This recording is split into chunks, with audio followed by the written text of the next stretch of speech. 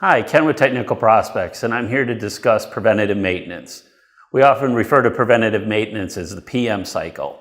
And the importance of the PM cycle is that we can not only keep the machinery functioning at a much higher level by performing regular PMs, we can also start to diagnose or identify areas of the system that may be starting to age or deteriorate, and we can hopefully be preventative in repairing those so that we don't result in so much downtime.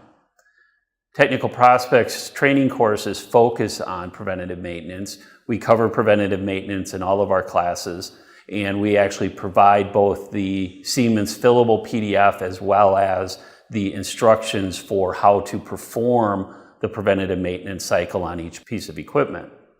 Each modality is slightly different and machine cycles change, so we have some systems that are biannual PMs, some that are annually performed, as well as some that stretch out over 2 years.